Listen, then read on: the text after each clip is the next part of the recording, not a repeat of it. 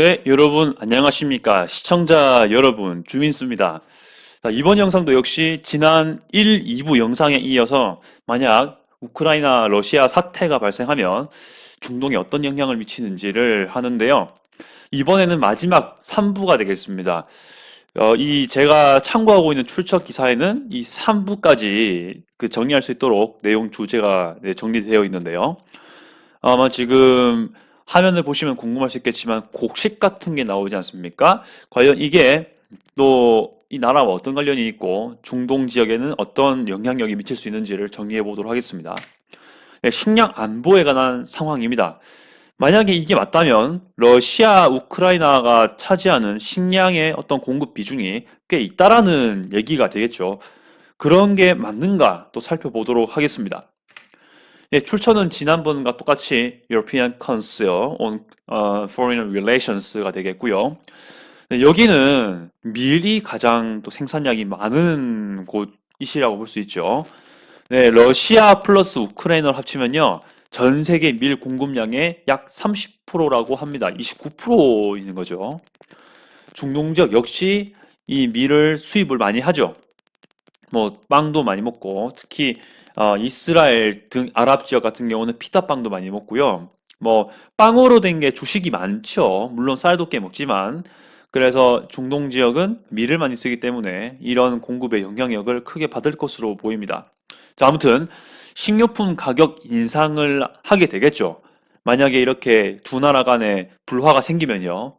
만약에 그렇게 되면은 팬데믹 관련해서 또 안 그래도 식량 공급의 위기가 있었는데 더욱더 공급 체인이 불안정해지겠죠. 붕괴해질 겁니다.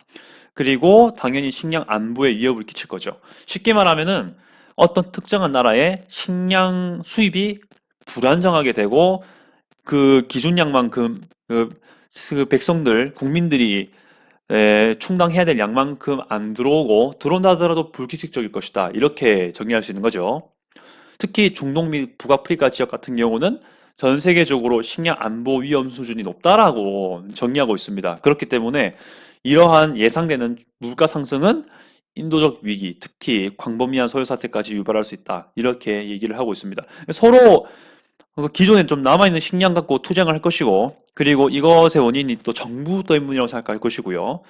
그래서 이러한 사건들이 발생할 여지가 분명히 있습니다. 실제로 발생한 경우도 있기 때문에 이런 것들을 정리할 수가 있습니다. 그러면 특히 이런 것에 영향력을 크게 받을 나라가 어디인지를 정리하면 될 것 같습니다. 이렇게 많은 나라가 있겠지만 특히 6나라가 있는데요. 여기는 더욱더 예민한 나라일 겁니다. 일단 예멘과 레바논 같은 경우는 우크라이나의 밀 주요 수입국이라고 합니다. 그 말을 즉슨 특히 러시아도 마찬가지지만은 우크라이나가 역시 밀 수출할 수 있는 아주 큰 나라지 않습니까? 전 세계적인 밀 생산량을 가지고 있는 국가죠. 네, 그 흑해 저지대 거기에 엄청난 흑해 위에 있는 그 평지대에 엄청난 밀밭들이 있습니다. 그리고 이것이 2차 세계 대전 때도 긴밀하게 쓰였고요. 그런 연관성. 소련 시대도 역시 우크라이나는 곡창지대, 소련의 어떤 식량 공급처라는 그런 얘기가 있었지 않습니까? 그만큼 엄청난 생산량이 있습니다. 그래서 예멘, 레바논이 그런 케이스인데 예멘은 특히 지금 정치적으로 되게 불안하고 거의 세계에 전 세계에 거의 그 경제력도 거의 꼴찌 수준 가깝죠. 그렇다 보니까 예멘은 아주 예멘은 예민할 수밖에 없고요. 레바논은 뭐 작년에도 그랬지만 뭐 전기 위기, 물 공급 위기까지 많이 왔었는데 이렇게 밀 등의 곡식 공급에도 위기가 올 수 있고 그리고 주요 수입국이었기 때문에 또 차질이 발생하는 거죠. 리비아, 이집트 역시 마찬가지입니다. 말은 표현은 좀 다른데 그래도 우크라이나의 곡식 수출이 매우 중요한 곳이란 거는 위에 예멘과 레바논과 같은 맥락이라고 볼 수 있을 겁니다. 그렇죠. 그리고 튀니지, 알제리는 좀 더 액추얼한 케이스인데요. 실제로 그 식료품 가격 인상이 대중의 화로 번졌던 곳입니다. 특히 튀니지에서 발생한 아랍의 봄, 아랍 스프링, 자스민 혁명도 식료품 가격 인상하고 깊은 관련이 있죠. 알제리도 뭐 같은 맥락일 거라고 저는 보고 있습니다. 아무튼 간에 이러한 나라들이 특히 식량 안보에 영향력을 받을 것이다 라고 정의를 하고 있고요.